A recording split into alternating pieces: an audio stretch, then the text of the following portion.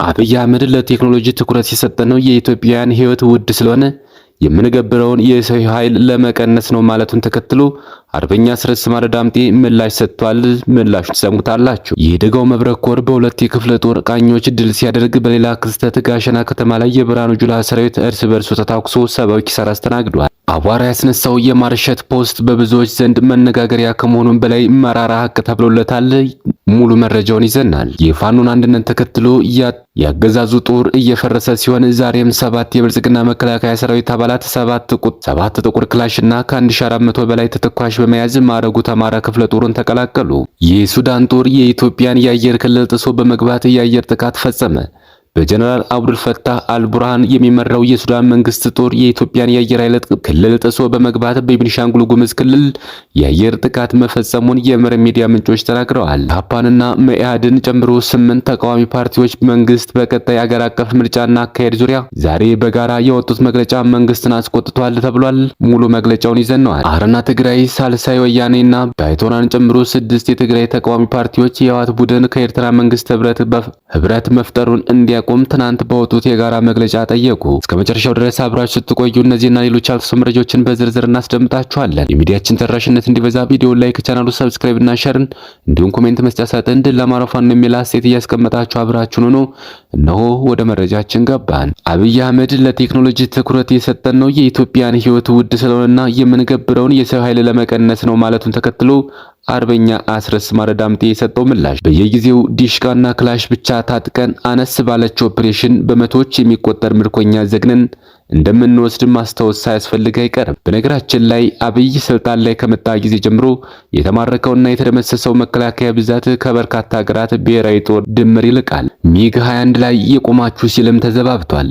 እነኚሁ ባለሚጎች ትናንት የነፍስ አድን ጥሪ የተደረገላቸው መሆኑን እንተውና ፎርጂ ደርሷል የተባለው የአየር ኃይል ቴክኖሎጂ ባለፉት 8 ዓመታት ሰሜን ጎጃም ዳጊ ጤና ጣቢያን ጨምሮ መሰል የህዝብ ተቋማትንና የአርሶ አደር ቤቶችን በሲ9 ሮኬት ከማውደሙ ውጭ እንድም ብሔራዊ ግዳጅ ላይ ተሰማርቶ አያውቅም። ሚስቲ ባልጋጋታ የሚድን አገዛዝ እንደሌለ እኛም ሆነ አብይ ከነ ሚዲያዎቹ አበጥረን የምናውቀው ሀቅ ነው ሲል አርበኛ አስረስ ማረ ዳምጤ ምላሽ ሰጥቷል። ይህ ደጋው መብረቅ ኮር በሁለት የክፍለ ጦር ቃኞች ድል ሲያደርግ፣ በሌላ ክስተት ጋሸና ከተማ ላይ የብርሃኑ ጁላ ሰራዊት እርስ በርሱ ተታኩሶ ሰብአዊ ኪሳራ አስተናግዷል። አፋብን ምስራቅ አማራ ቀጠና ሚኒሊክ ዕዝ የደጋው መብረቅ ኮር ቀኝ አዝማች ተበጀ ወርቆ ክፍለ ጦርና አንሻ ክፍለ ጦር የጥላትን ሰራዊት በመቀባበል ሙትና ቁስለኛ ምርኮኛ ተደርጓል። 16 2018 ዓ.ም መነሻውን ከጋሸና አድርጎ ሲጓዝ በነበረ በጥላት ኃይል ላይ የተጠና ጥቃት የተፈጸመ ሲሆን ከጋሸና በ5 ኪሎ ሜትር ርቀት ላይ በምትገኝ የጣጢት ተብላ በምትጠራ ቦታ ላይ የቀኝ አዝማች ተበጀ ወርቆ ክፍለ ጦር ቃኝ ጥላት ሰራዊት ላይ 6 የድምሰሳና 9 ደግሞ ከባድ ቁስለኛ እርምጃ ሲወስድ፣ ክፍለ ጦር ቃኝ ደግሞ በአርቢት ምድር ሌላ በተያዘ የደፈጣ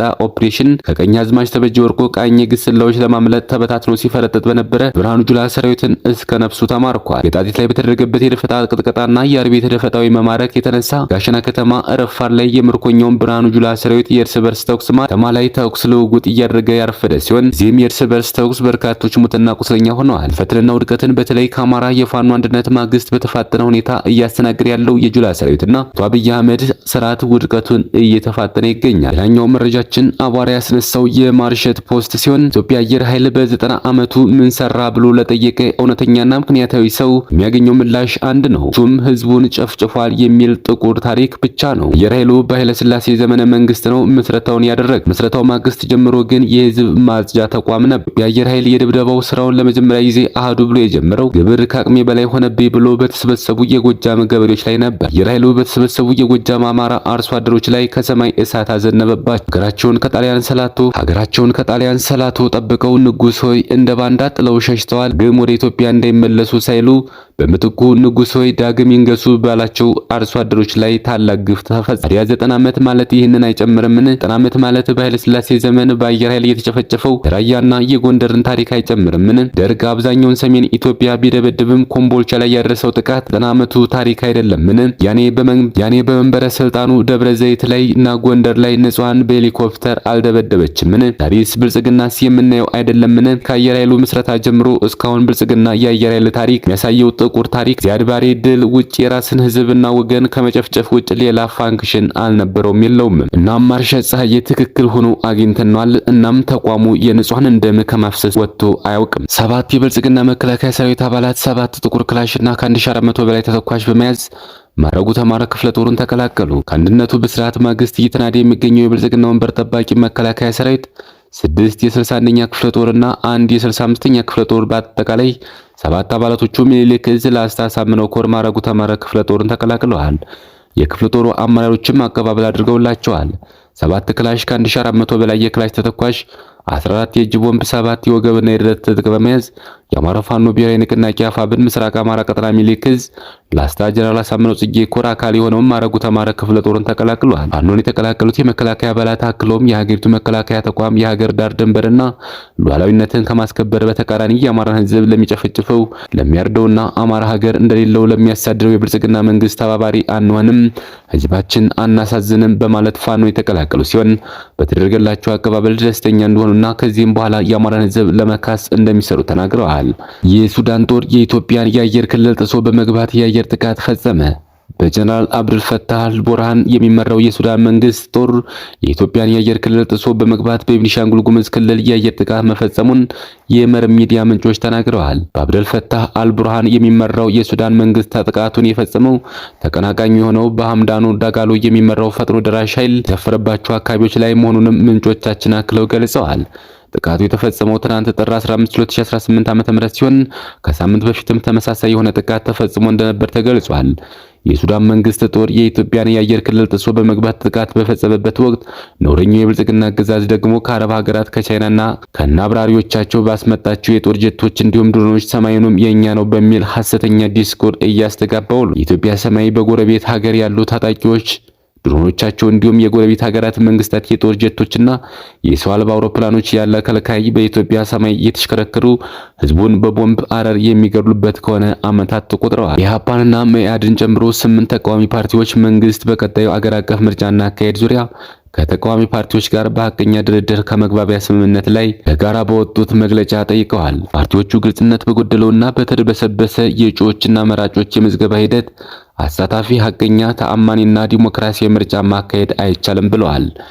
እጩ ተወዳዳሪዎች ያለ ፓርቲያቸው እውቅና በስልካቸው ብቻ ራሳቸውን ከእጩነት እንዲሰርዙ የሚያስችል አማራጭ መስጠቱ ገዢው ፓርቲና ካድሬዎቹ በሀብትና ጥቅማ ጥቅም ወይም ባለስልጣን በእስራት በማስፈራራት እንዲያስለቅቋቸው የሚያመቻች ነው ያሉት ፓርቲዎቹ ምርጫ ቦርዱ ለጉዳዩ በአስቸኳይ ይህንን አሰራር እንዲያርም ጠይቀዋል። እያንዳንዱ ተወዳዳሪ እጩ የኢሜል አድራሻውን እንዲያስገባ ቦርዱ ያስቀመጠውን ግዴታም እንዲሰርዝ ጥያቄ አቅርበዋል።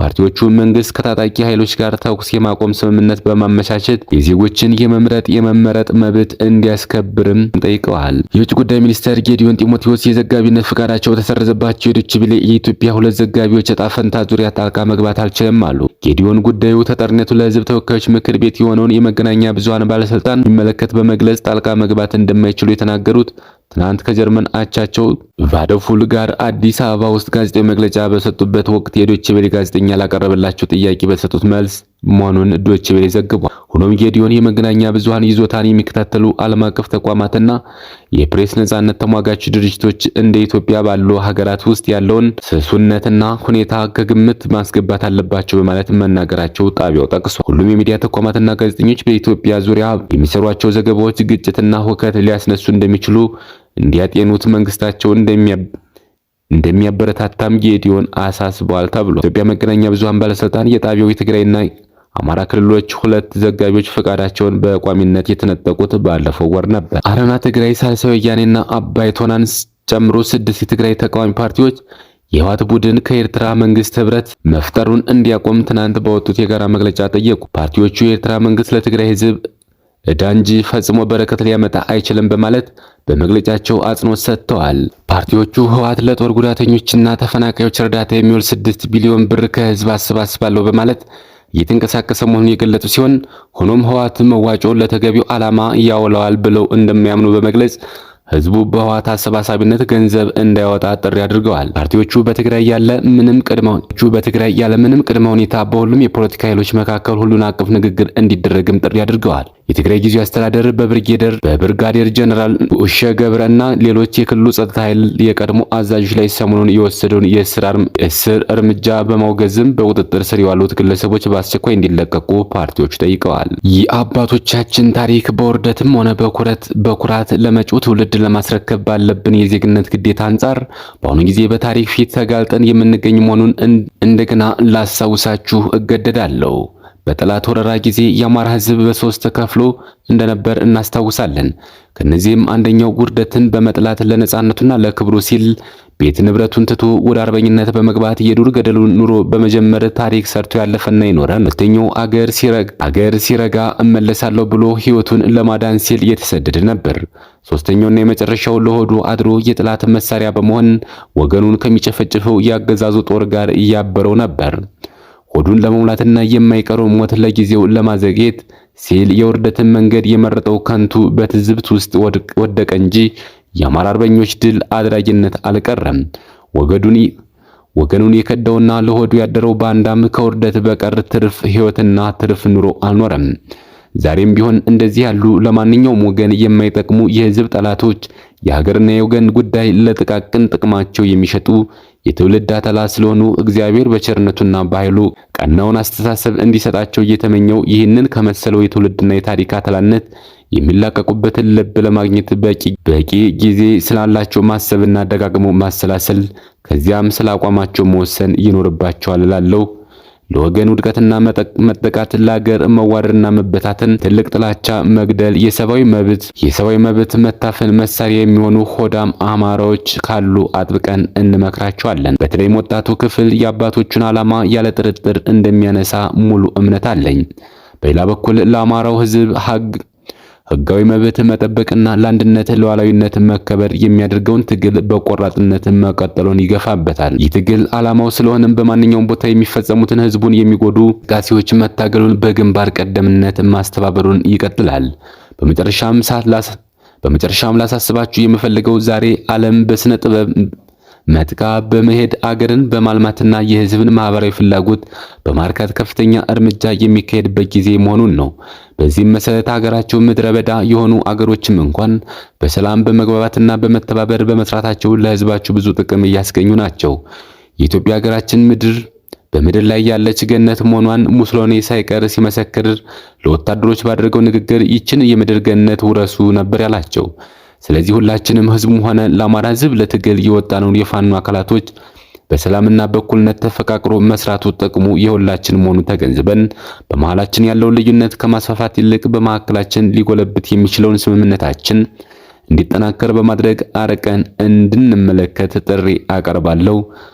አማራ ፋኖ ብሔራዊ ንቅናቄ ደቡብ አማራ ቀጠና አሳምነው ዕዝ ምክትል ዘመቻ አሳልፍ ደስታ። ክቡራትና ክቡራን የቻናላችን ቤተሰቦች ለሰዓቱ ያዘጋጀናቸው መረጃዎች እነዚህ ይመስሉ ነበር። በሌላ የመረጃ ሀሳታችን እስክንገናኝ ድረስ የዩቲዩብ ቻናላችን ሰብስክራይብ፣ ሼር እንደዚሁም ላይክ እያደረጋችሁ ጠብቁን። ቸር ያገናኝን። መልካም ቆይታ